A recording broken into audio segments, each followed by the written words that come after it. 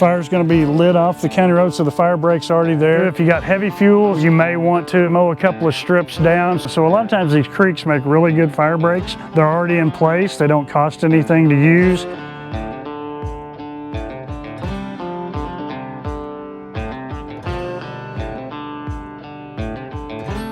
This is a great example of using existing roads for fire breaks. This is a maintained county road. So again, fire's going to be lit off the county road, so the fire break's already there. So it helps to reduce the cost, because if you look at burn costs, preparation of fire breaks is the most expensive part of burning, is getting fire breaks ready. But also having good bare ground fire breaks is important. So again, you've got this road that's already right here as a fire break. So again, you burn right off of it into that. There's several things you got to think about. Again, traffic wise, is how much traffic does this road get? Again, out here where this road is here in this particular burn, traffic is not an issue. So again, not having to worry about vehicles and things like that. You do need to keep an eye out, especially if people and vehicles are out here working. You want to keep an eye out, make sure somebody doesn't come running through there too fast or going through the smoke. You need to let people know in communication wise with it.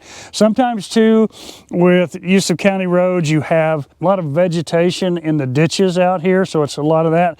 So sometimes you may need to mow it to reduce flame links and things like that, if that's a concern with you, if you can do that. So again, you got to watch out for that.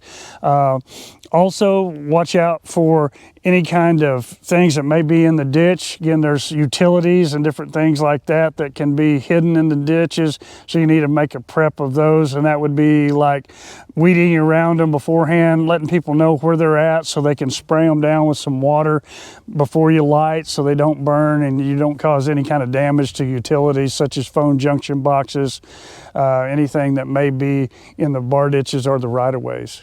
So here we have another example of another road being used. It's already here. Again, this is a lease road coming in for an oil field lease. A better maintained pasture road. Again, works just great. Again, no fuel on it. So again, you can burn right off the edge of it. If you got heavy fuels, just like you see across the road where they didn't burn on this one, you may want to mow a couple of strips down so reduce that fuel load to reduce the fire intensity, reduce the flame links, so you don't have as much problem with embers or radiant heat coming over catching fire. Also, it keeps a lot of heat off the equipment and people that are working on the fire break or that road right here along the edge of that. Another kind of natural barrier is a creek.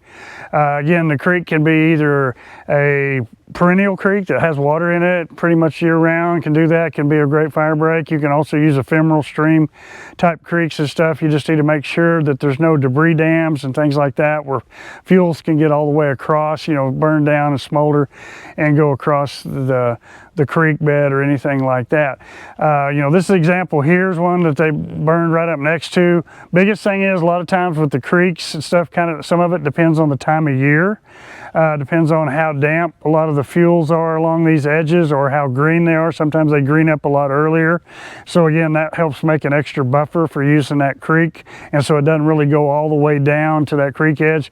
Sometimes too, depending on the vegetation along that creek edge, from the shading and stuff, the fuels get lighter. There's not as much heavy fuel. So a lot of times it can put the fire out even before that. And so a lot of times these creeks make really good fire breaks. They're already in place. They don't cost anything to use. Biggest thing is to make sure that the fire can't creep all the way across the creek from debris dams or things like that. Again, using creeks as a natural fire break works really good.